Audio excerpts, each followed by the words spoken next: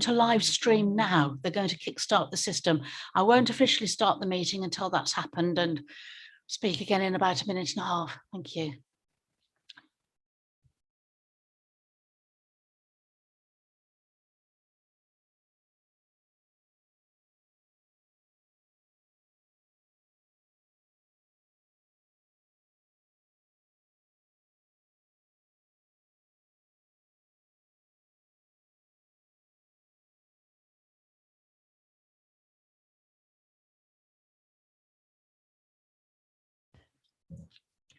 Good evening, ladies and gentlemen. Welcome to this evening's Licensing Committee, dated Thursday, the 17th of June, 2021 at 6:30. I'm happy to introduce myself as the new chair for this committee, Councillor Jean Douglas, and my vice chair, Councillor Prue Chandler, over to my right, who will be helping me from time to time. And I'd like to introduce yourselves, as some of you new councillors also to the committee. So we have Councillor Tej Baines, Councillor Steve Carter, Councillor Margaret Glancy, Councillor Don Pritchett, Councillor Prue Chandler, of course, as Vice Chair, Councillor Prue Cumbers, Councillor Chris Fisher, Councillor Pam Posnett, and Councillor Jacob Wilkinson. I'm aware that some of you are not here this evening. We have some substitutes, but we'll kind of work that out as we go along. Okay, so do we have any apologies for absence? Yes, Chairman, I've had apologies from Councillor Cumbers, and Councillor Clancy has sent Councillor de Burl as a sub. Very much, yes. So welcome to Councillor de Burl as a substitute for Councillor Cumbers. No, Glancy. Okay, thank you. So moving on to item 2 for declarations of interest. Do we have any members who would like to declare any interest in the items? Oh, we have Councillor Posnett. Thank you.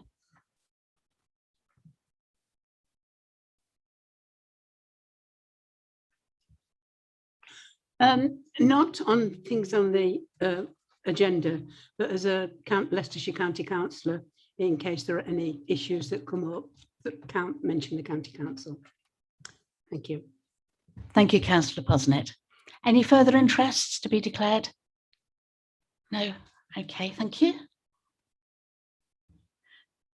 So moving on to the minutes of the last meeting. I actually have written down here that we are to confirm the minutes of the last meeting of the Licensing Committee held on the 13th of June 2019. Can I just confirm that's the right date? Yes, that is incredible. I suppose because we've had the pandemic, and I do know we have had subcommittees since then because I have actually been on them. Oh, okay. So, members, I know that you may not have been on that committee going back about 2 years now. Some of you have been. Would any of you like to raise any comments or propose the minutes of that meeting if you were in attendance? Thank you. No hands raised. No. I myself was not at that meeting. Oh, we've got Councillor Pritchett. Yes. I'll propose we accept them. Thank you, Councillor Pritchett. That is appreciated. Can anybody second that? Yes, Chair, I'll second it. I was at the meeting. That's right. Yes, thank you, Councillor Carter. That is appreciated, members. All those in favour of the minutes, if they were in attendance that night. Thank you. Councillor Pritchett.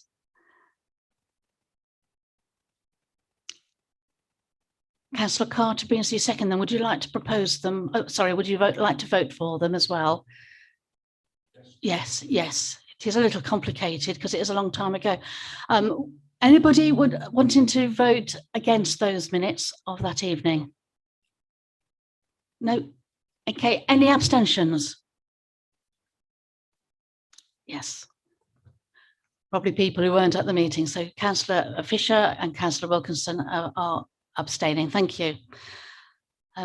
We also have an item number 4. So moving on, minutes to be noted from the Licensing Committee subcommittees, I hasten to add, and these were the minutes of the Licensing Subcommittee held on the 8th of July 2019. Shall we take these in block? Might be a good idea. Yes. So there's 4 minutes here. So I shall go on to announce what the others were involving. So we also have the item B, the decision notice of the licensing subcommittee held on the 30th of October 2019. We also have at C, decision notice of the licensing subcommittee held on the 24th of January 2020. And finally, at D, minutes of the licensing subcommittee held on the 8th of October 2020. Have we anybody who can propose those minutes, who were present at all meetings?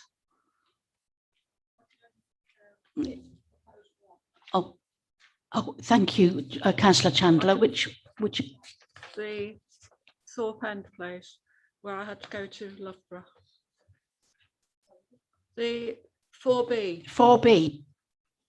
So thank you, Councillor Chandler. So, but I wasn't present at any of the others. okay, so Councillor Chandler can propose those. Was anybody else present at the meeting on the 30th of October 2019? No. It's going to be an interesting situation because, Councillor Wilkinson. Could I propose we defer confirming these minutes to a later meeting, because some members of the committee were in attendance at these meetings but aren't in attendance this evening, and I don't feel comfortable approving minutes where no one was here who can recall the meeting to recall whether they're a correct record of that meeting. Thank you, Councillor Wilkinson. I'll just confer, just a moment.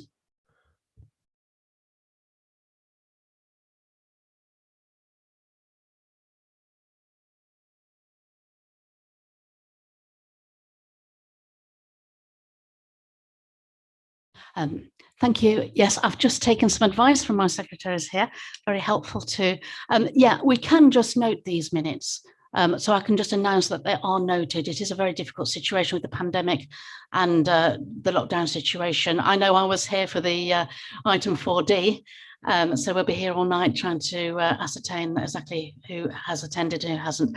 So thank you. So we can move on to item number 5, which is the taxi fare review. Members, thank you.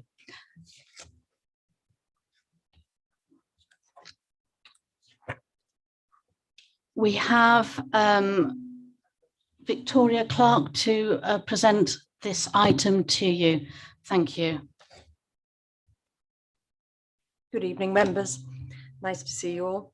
The taxi fare process has been followed. If you are able to look at Appendix 2 of the original document, it explains to you what the process is for a taxi fare review. Essentially, we receive a proposal from the trade, and we look at how it has come about, and it was come about utilising a formula to calculate the running costs for a vehicle. And then the process requires that we publish the proposed fare increase in one local newspaper for not less than 4.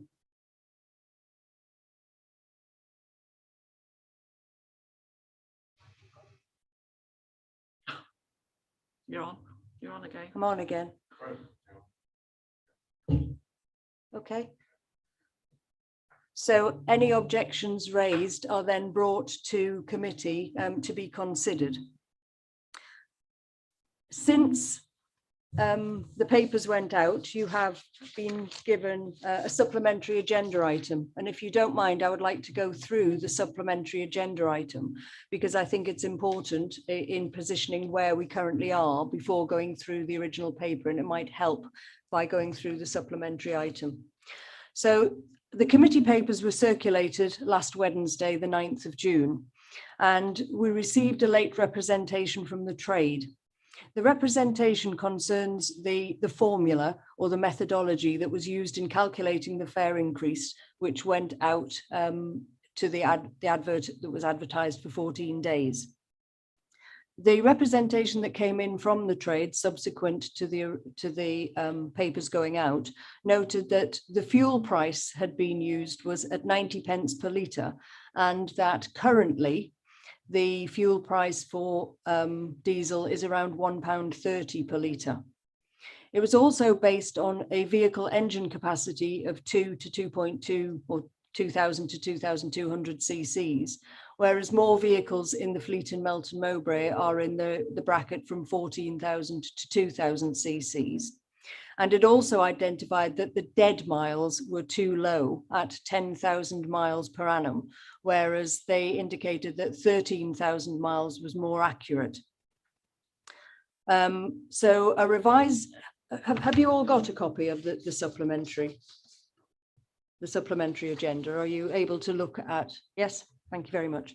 So when you look at that, the revised Appendix 4, which is attached to it, shows the original calculation in column 1, and then the grayed out column in the centre shows the calculation based at £1.30 per litre, and then the revised proposal, which is blacked out in column 3, revises the cc's from 1.4 to 2,000 cc's, and hence when you work down through the calculation, rather than the bottom line being cost per mile £1.80, the cost per mile comes out at £2.02.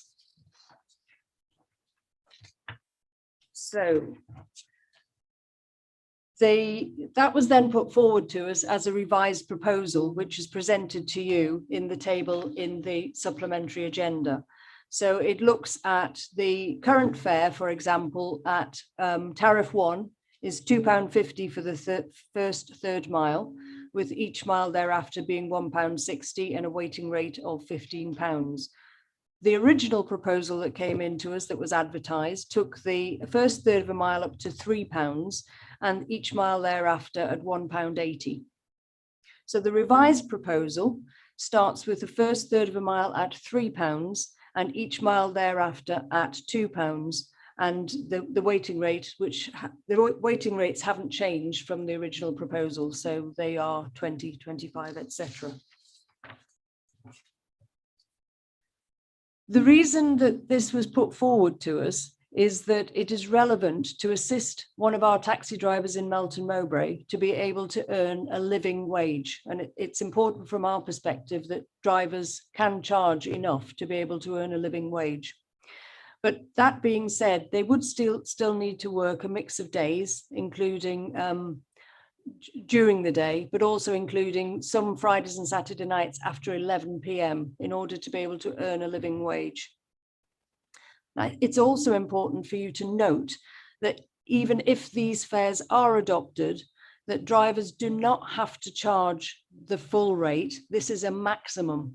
So for argument's sake, and forgive me, I don't know the taxi fare rate specifically, but if you were to get a taxi from town to Asforby, and at the moment you would pay somewhere in the region of £7.50, with the fare increase when they put the meter on, when they get to Asforby, it now comes up at £10. They could still charge £7.50 if that's where they feel comfortable with. The £10 is the maximum that they can charge. So even though we might adopt these, it's still not essential that that full fee is charged to the travelling public. It is a maximum. The other consideration that comes into it is that all taxi meters that are used in our Hackney carriages will have to be calibrated for any increase that is agreed going forward.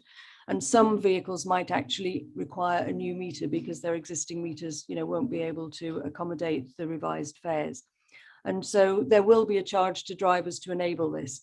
So I think it's important just to note that if committee were to approve the original proposal at this stage, and then subsequently the new proposal was put forward again, then there would have to be a second calibration fee if both of those things were actually approved by committee.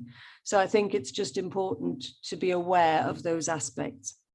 It's also very important to be aware that the original proposer has been advised of this revised proposal and the points and comments therein, and doesn't disagree with the fact that the fuel rate might have been, might or could have been higher.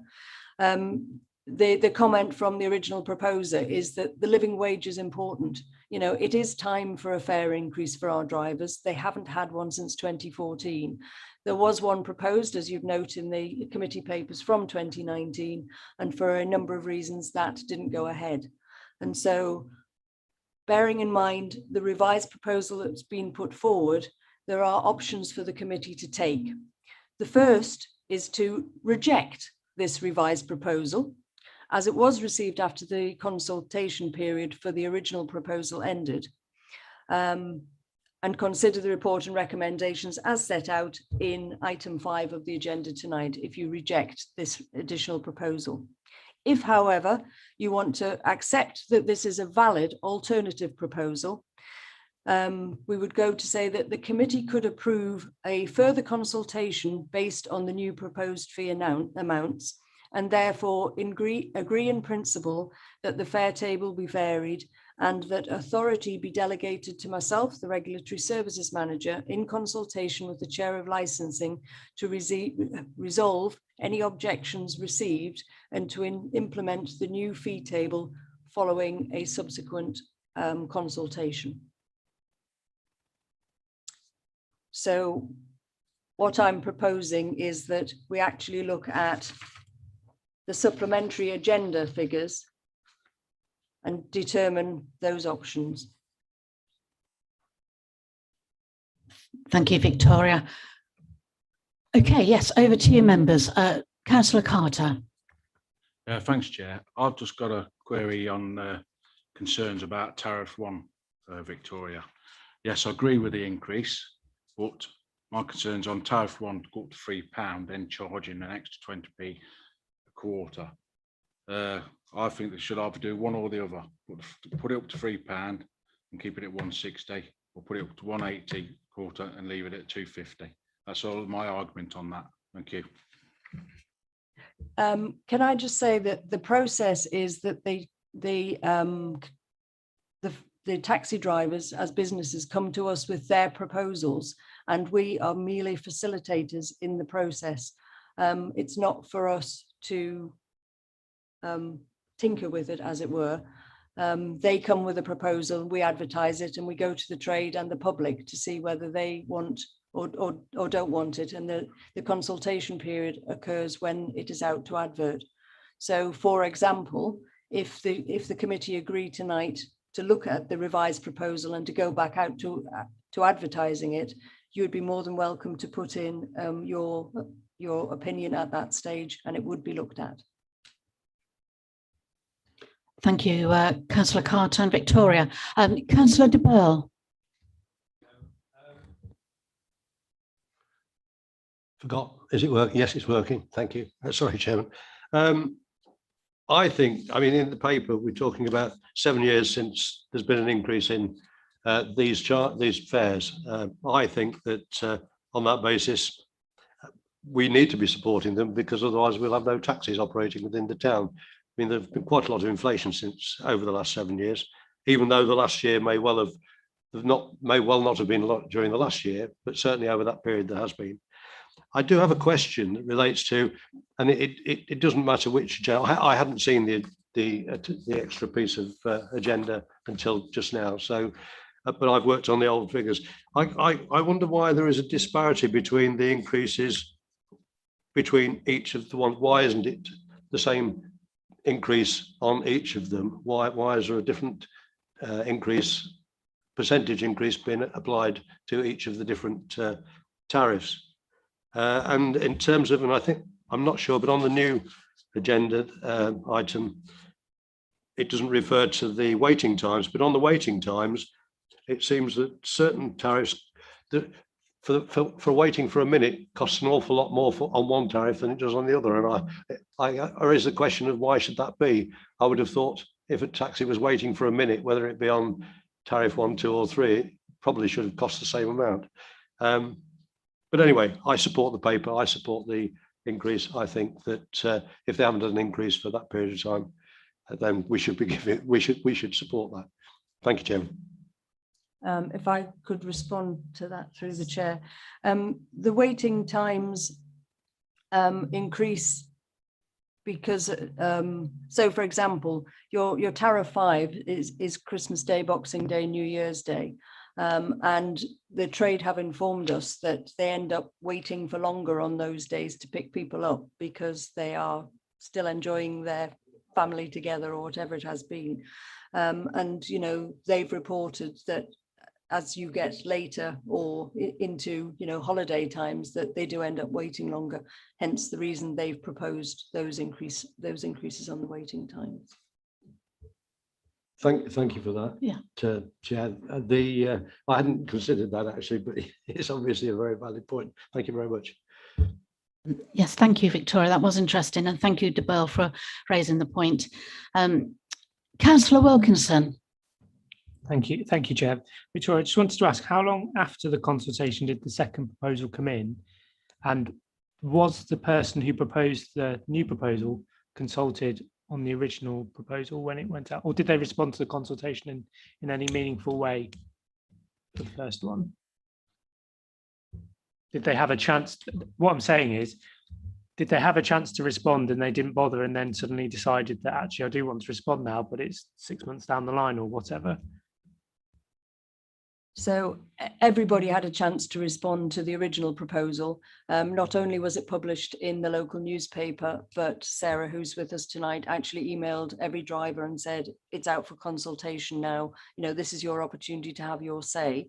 And the reason that the revised proposal came in was because the papers were released, the public papers were released on last Wednesday, and they were able to see the calculation, which is at Appendix 4, and realised that actually, had they had that information earlier on, they would have put a comment into that effect had it been available. So we hadn't, the process doesn't say that we have to publish the formula calculation when it goes into the newspaper, but when the papers came out for this committee that indicated how that had been calculated, it was determined that it wasn't going to enable the drivers to get a living wage. Therefore, this is when it has been proposed within the last week. But as I said, the two options are that you can reject the revised proposal, should you wish to, or we can go back out to consultation and see what the public and also the rest of the trade consider. But bearing in mind, again, it is maximum, so the trade doesn't have to charge up to that level on the meter if they don't want to. Thank you, Victoria Clark. Are you happy with that, Jacob? Yes. Yeah, I am. I just wondered whether we should really be considering the first proposal because that has gone through a consultation process already, whereas this new proposal hasn't. And therefore, the cost implications for the council for running another consultation on an alternative proposal which came in within the last week, I'm not 100% sure about whether we should really be considering that this evening because it hasn't gone out to public consultation. I appreciate it's a maximum, but given that there is a process that these fares should go through, that perhaps we should be considering the first option on that basis. I'm not sure how officers feel about that, but certainly that's my thinking at the moment, but it's for the committee to determine. Thank you, Councillor Wilkinson and Victoria, for her comments. The officer next to Councillor Wilkinson, I'm sorry, I can't see your name tag. Could you please announce yourself as you speak? Thank you. Thank you, Chair. Sarah Flower, I'm one of the licensing and compliance officers. Thank you. Yeah, with regards to the cost implication for the council, there is obviously a cost implication there for re-advertising, but I'd also stress that there would be a cost implication if we were to go through 2 fare increases for the taxi drivers, with each calibration costing approximately £25, including a new meter as well, potentially for some. So there's a balance to be had there as well as to implications for both parties, I think. Thank you, Sarah, for your explanation there. I actually have 2 councillors who want to speak next. First, we have Councillor Chandler, followed by Councillor Posnett afterwards. Thank you. Thank you, Chairman. We keep talking about the living wage, but even if they achieve the living wage, have they got enough money to replace the cars? second-hand cars are escalating at the moment, and new cars. I know somebody who was promised a new car on the 1st of April and they still haven't got it. Mind you, second-hand, they've more than been recompensed because the second-hand car's now worth 3,000 more than it was when they did the deal. But that's another story. But we have to think about replacement cars, and we have to think that we need safe cars, clean cars, and the drivers themselves have got to conduct themselves well. And I personally, I support the amended papers. But I understand where Councillor Wilkinson's coming from. I'm not in any way opposing what he's saying, but I do think we must put all these different things into the equation, because it is the cost of the cars. And if they're only on the living wage, how are they going to afford a new car? Thank you, Councillor Chandler. Yes, you've raised some good points there. Councillor Posnett. Thank you, Chair. I agree with everything that Councillor Cummins has said. I do understand what Councillor Wilkinson said, but some of these, particularly the petrol prices, were probably during the earlier part of this lockdown, when all fuel prices were much lower than they are now. And in recent weeks, they have gone up. And I think I paid in Leicester something like 6 or 7p a litre lower than what is being charged in Melton when I picked up in Melton. So there is a huge price difference. And as Councillor Chandler said, we do rely on taxis. We rely on taxis to be well run, to be clean, and the drivers to be efficient. And I think if we voted on the first option that we were given, and it's voted on, then and we pass it, we send that out. We will then get an objection, and we'll finish up going out again to do the second one. So my proposal, and I am happy to propose it, that I would propose that we do pass, we do accept this second proposal, albeit being a bit later. Thank you. Thank you, Councillor Posnett. Now, the next councillor who speaks does need to second that. I'm aware that Councillor Wilkinson wants to speak. Would you like to second that, Councillor Wilkinson? No, I just wanted to have, I had another question, if possible, to officers. The next councillor Someone else needs to wants to- support that proposal, and then I'll come back to you, Councillor Wilkinson. Councillor de Burgh. Thank you, Chair. I'm happy to second the proposal from Pam. Thank you, Councillor de Burgh. I appreciate that. Okay, so we have a proposal on the table, but we won't take the vote just yet. Councillor Wilkinson, would you like to speak? Yeah, thank you, Chair. I just want to confirm how the calculation was reached for diesel costing 90p, given that, to my memory, in the last year, it's never gone below probably £1.20. So how was that calculation made in the first place? I mean, it hasn't been 90p for as long as I can remember, even unleaded petrol. It's taken from the RAC website, and the link is, Sarah, the link is in the paper, isn't it?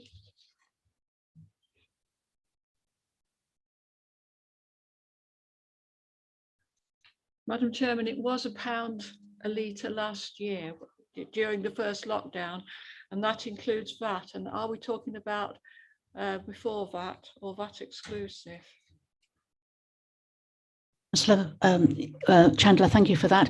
Victoria would like to come in. Thank you, Victoria. So on page 30 of the documents, at 5.2, it says the driver proposing the fare increase has referenced the league table published on the Private Hire and Taxi Monthly. Well, that's the wrong one, isn't it, Sarah? Beg your pardon.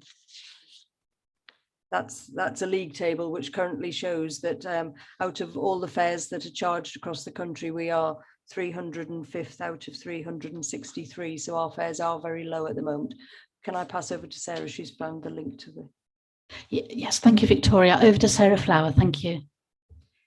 Thank you. Yeah, it's on page 46 is the link to the RAC, the cost of running. That's your basic cost. And I'm not, there's different variations on the vehicles used.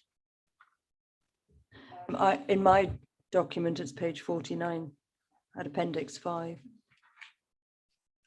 Oh no, that's the league table again. I haven't got anything at 46.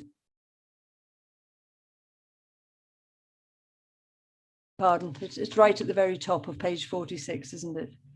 So it's the https:// media.rac.co.uk, and I have looked at it myself this week, and along with Sarah and Simon, and can confirm where the 90p came from and the subsequent calculation up to £1.30. Thank you, Victoria. Thank you, Sarah. And yes, we do have a proposal on the table to accept the new proposal of taxi fares proposed by Councillor Posnett and seconded by Councillor de Burgh. Just before we go to that vote, I would like to just add my own comments, more as a member rather than a chair, just to give my own personal opinion here. I felt it was time to consider the price increases. 7 years is a long time, since 2014. I particularly liked the new proposal that came in, even though it was after the deadline, because the prices were higher than the original new proposal.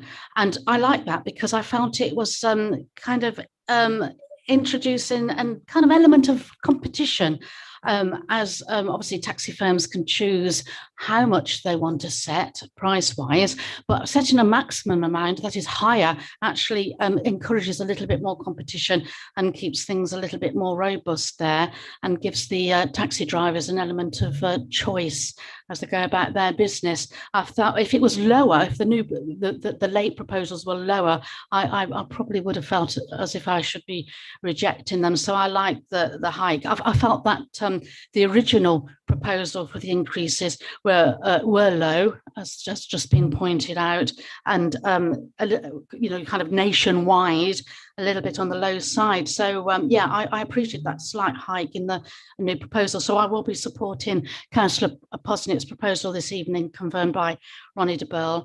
I think, I'm just reading through to make sure there's nothing else. No, I'm happy with that. So shall we? Oh, we've got Councillor Pritchett would like to speak. Yes, Councillor Pritchett. Just very briefly, supportive of what people have said about the living wage and the importance of the taxes. I've only done a brief check of the papers, but it's very interesting when you look at the house prices and the variety or lack of affordable housing in Melton compared to some of the other places down the bottom end of this list of charges.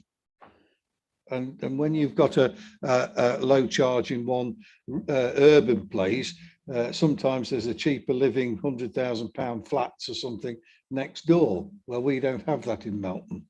So it'd be very interesting if somebody ever wanted to look at the house prices down the bottom end. I think you might find that the accommodation for our taxi drivers is possibly higher than in some of these other places.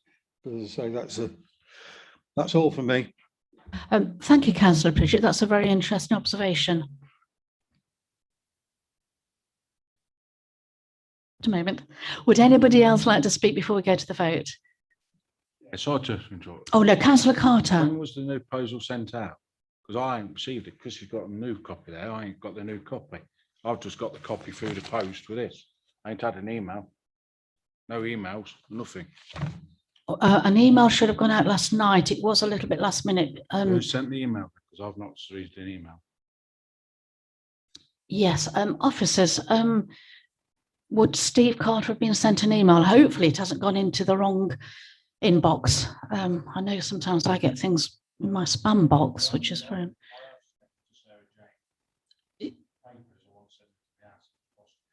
Oh, I see. So you have an actual copy going out. Would you like the new one? What Chris has got? The new proposal. I've not got it. Received it. Would you like a copy now? Would you? It's too late now. But It was emailed out last night after it was agreed. It was only formally agreed last night and was emailed out. It would have come through to I'm on my emails all day.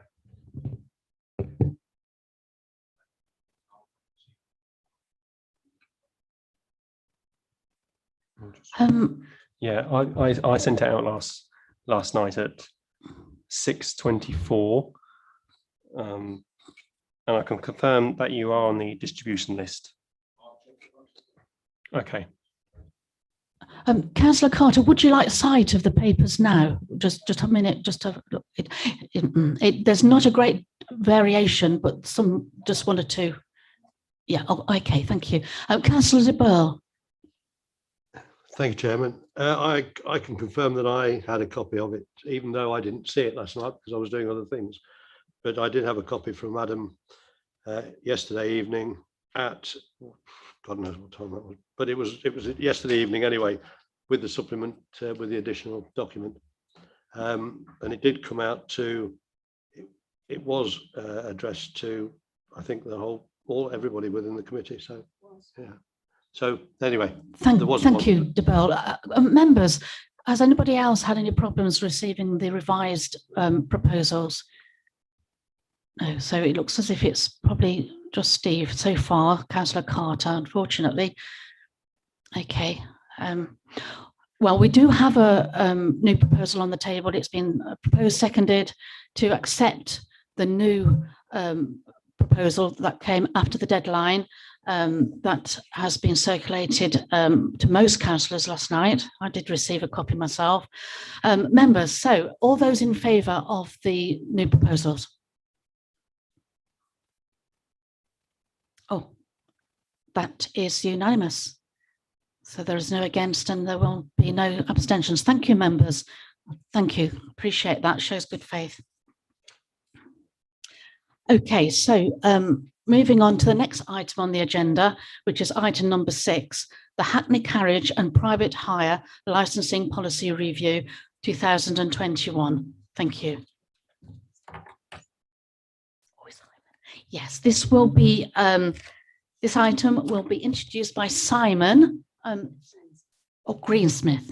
Thank you. Thank you, Madam Chair and Licensing Committee. The Hackney Carriage and Private Hire Licensing Policy is reviewed at least every 5 years.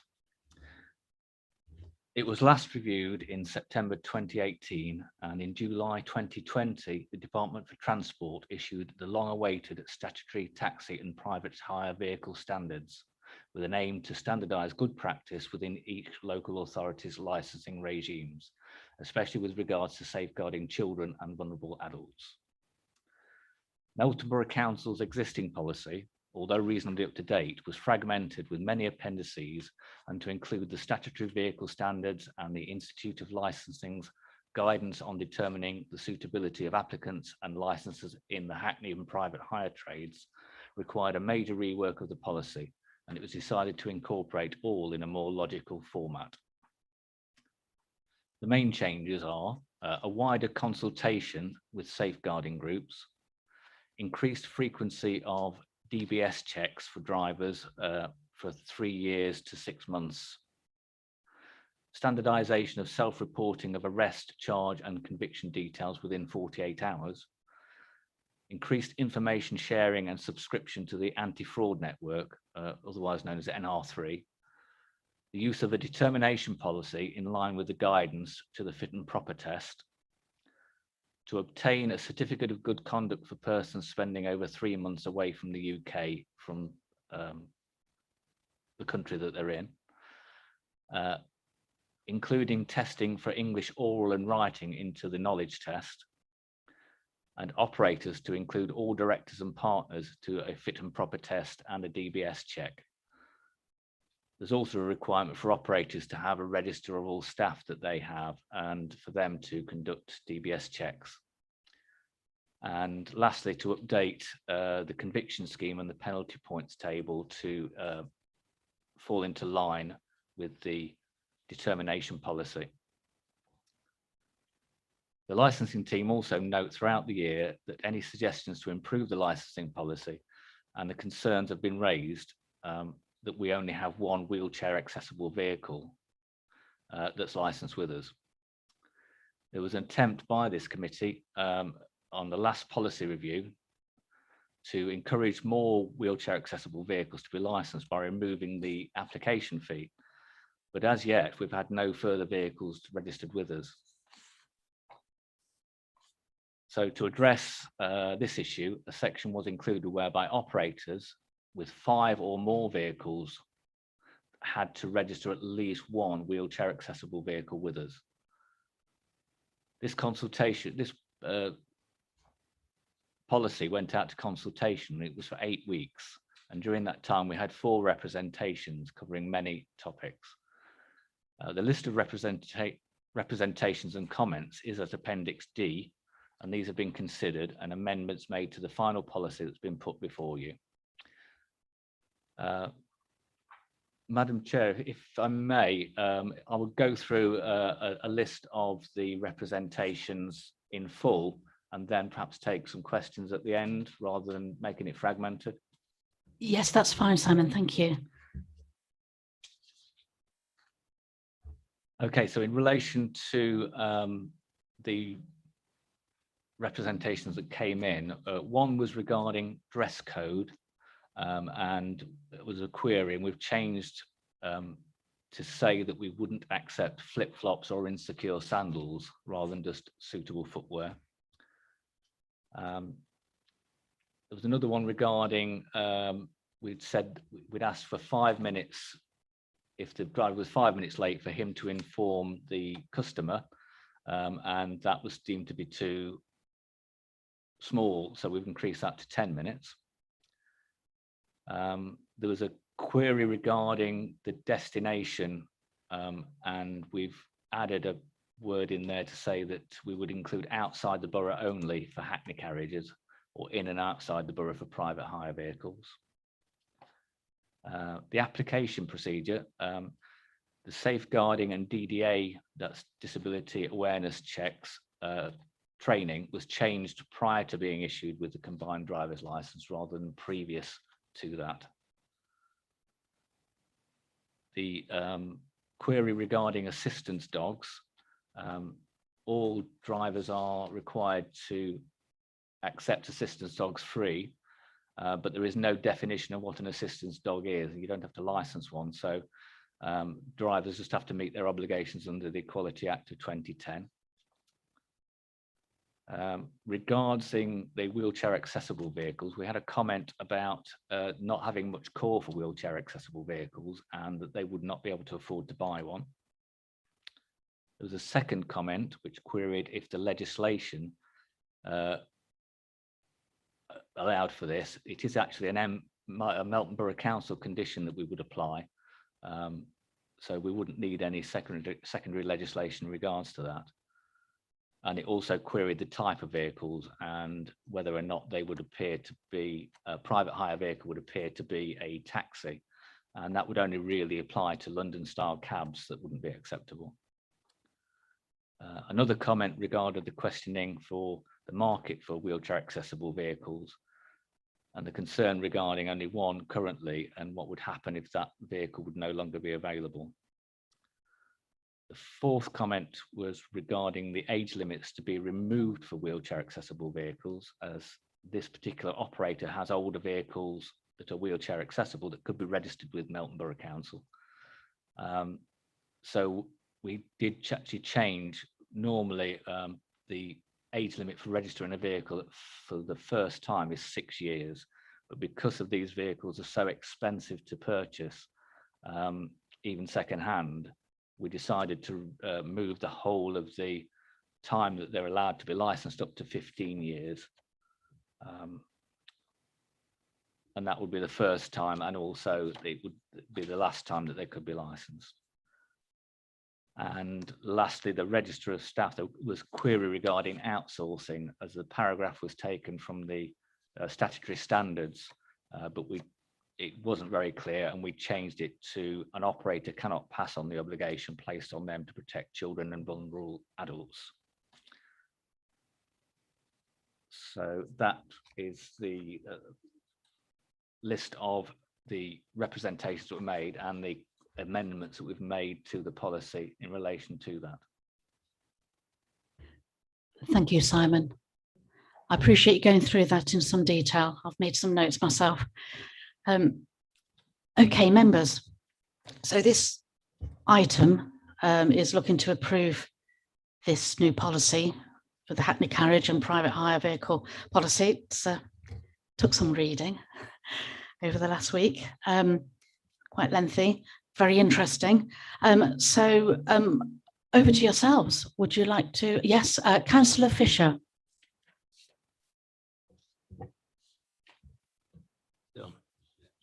Okay, just one concern is the wheelchair access vehicles, increasing it from 7 years to 15 years. So that's 15 years of age of the vehicle on the road.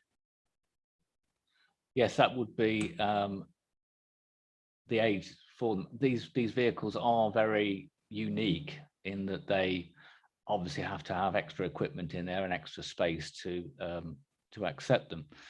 So the current cost of actually buying one of these vehicles, even for a cheap one now, is in the region of 60 to 70,000 pounds. Second hand, you can obtain them for around about 30,000 pounds, but to get any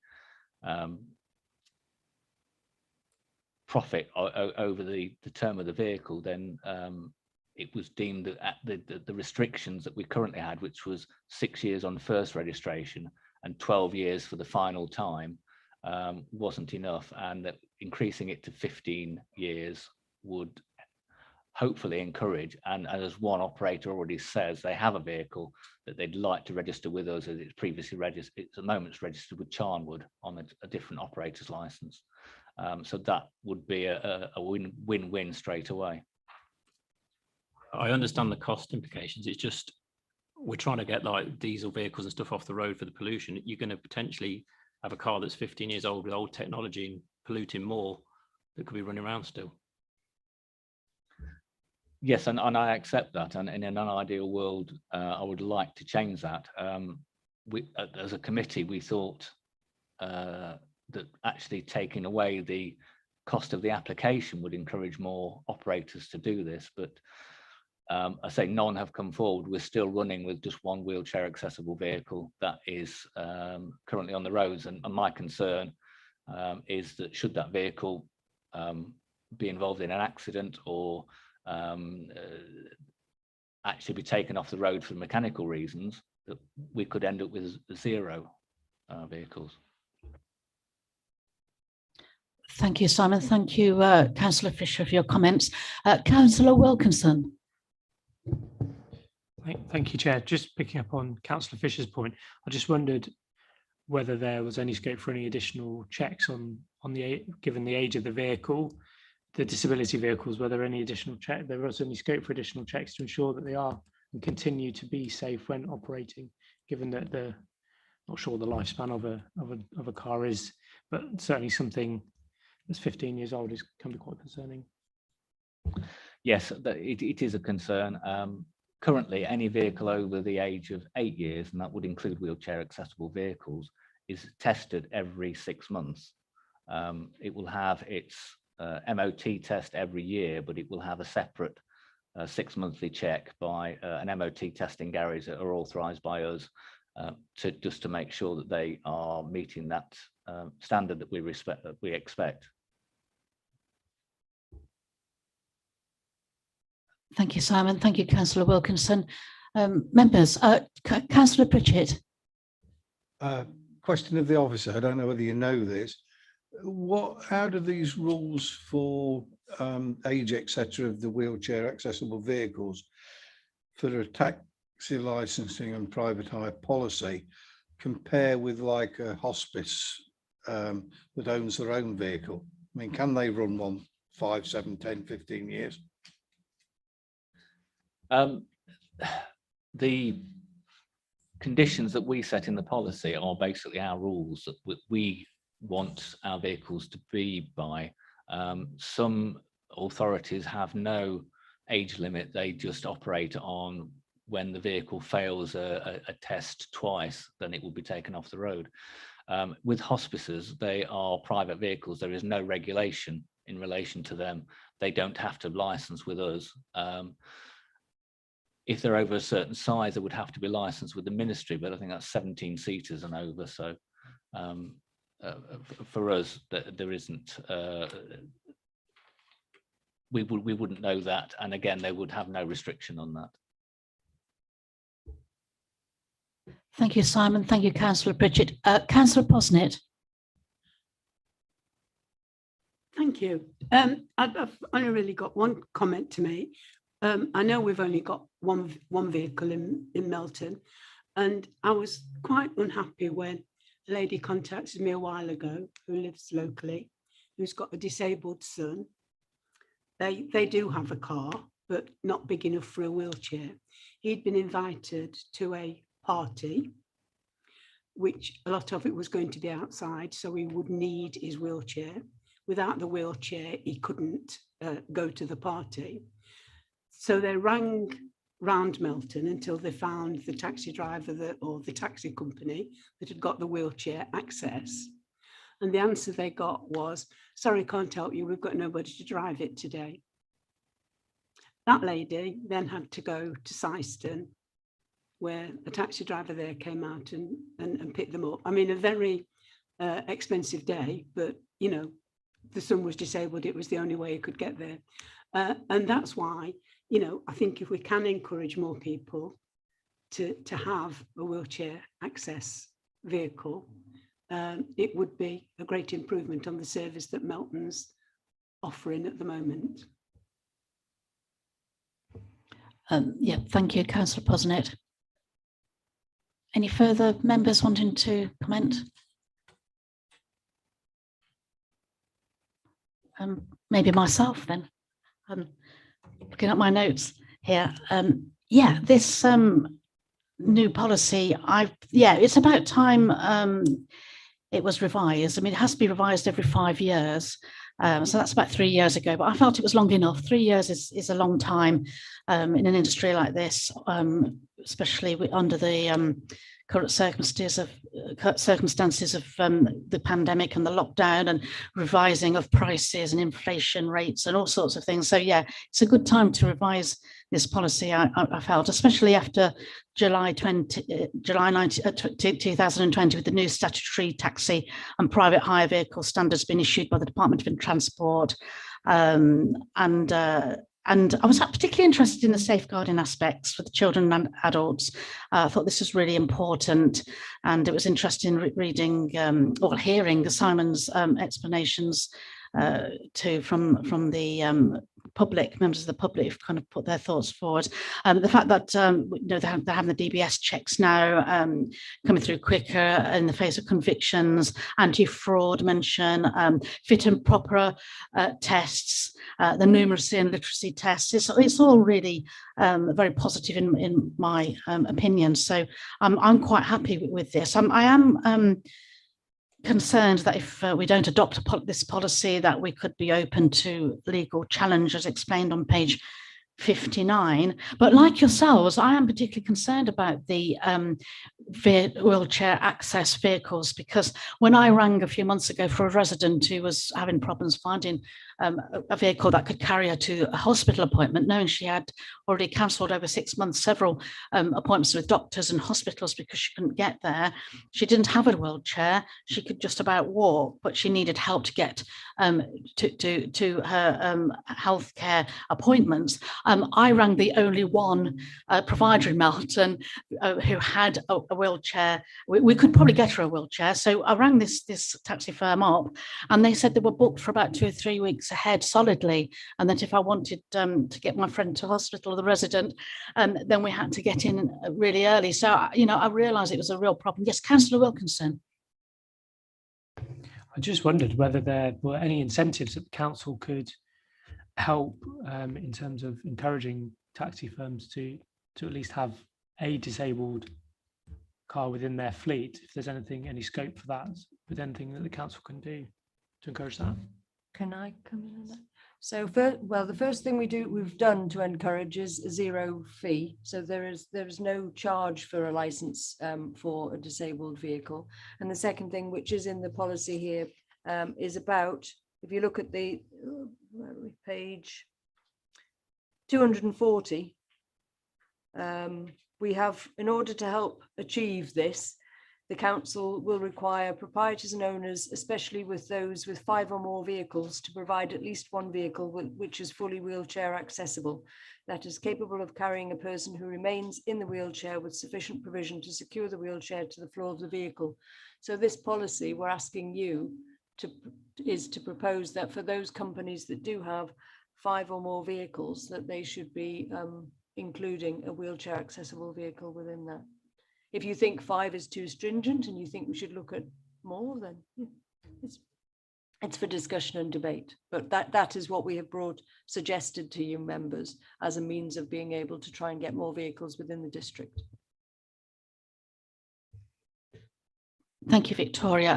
Councillor Wilkinson. Could we determine when they reach a certain limit or a certain number, say 10, they have to have one within their fleet?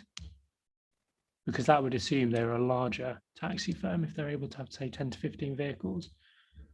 Is that something we could say that they have to have, they're obliged to have? I think Simon wants to come here. Yes, Simon. Yeah, if I could just explain. The majority of our taxi fleet is owner drivers, the majority are Hackney carriages. We have some private hire operators. One of them has 8 vehicles, one of them has 7 vehicles that this would probably relate to. Rather than going down, say, forcing perhaps just owner drivers to all change to wheelchair accessible vehicles, we thought that the larger companies that have that, which is why we set it at 5, we thought that would be a reasonable number to encourage them. So that would hopefully mean 2 extra vehicles on the road when they come to change their vehicles.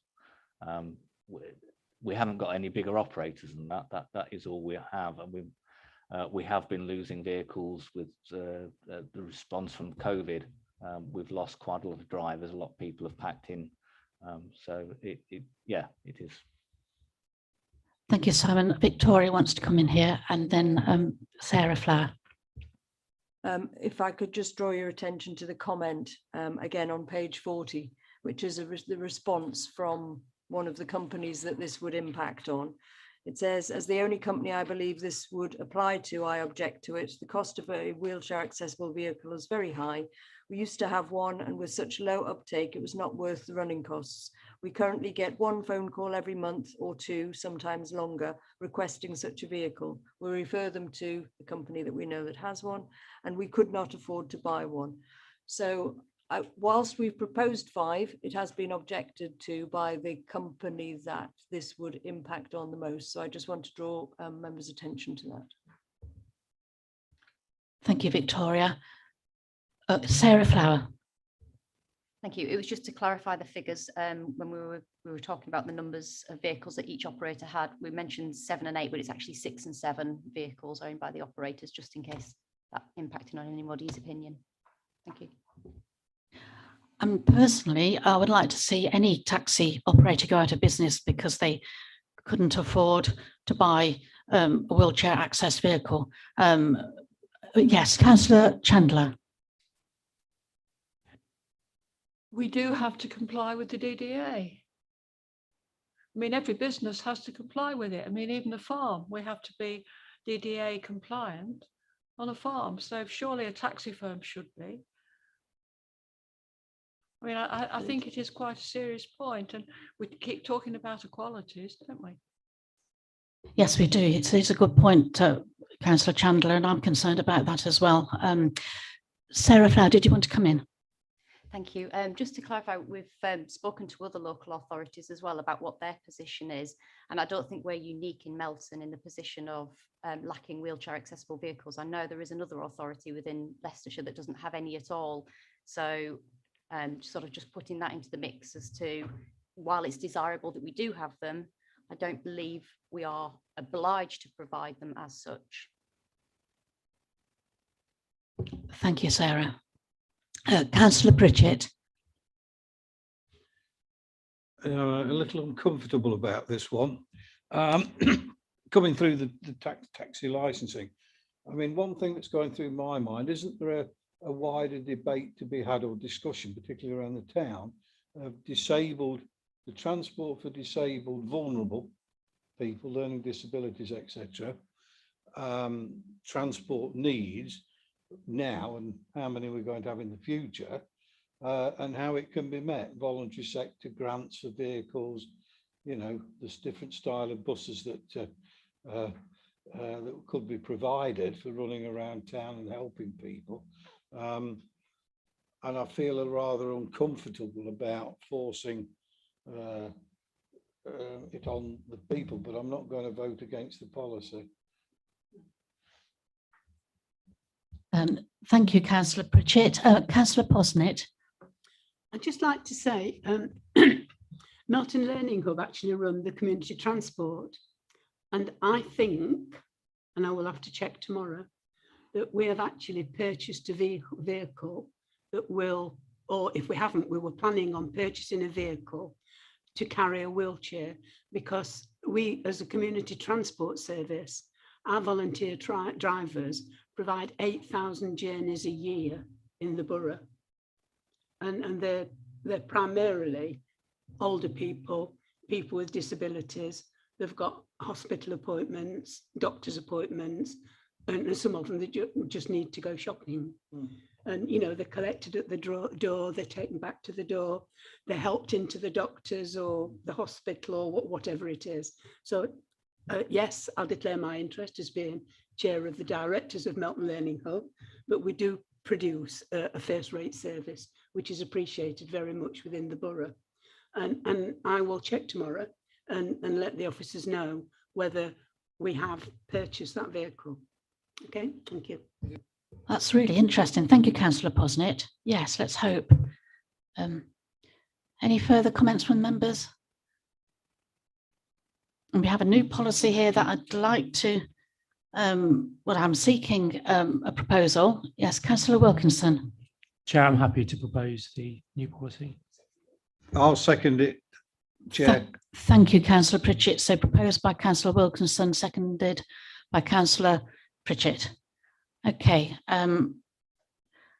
Just before we go to the vote, my own thoughts, which I would like to just mention.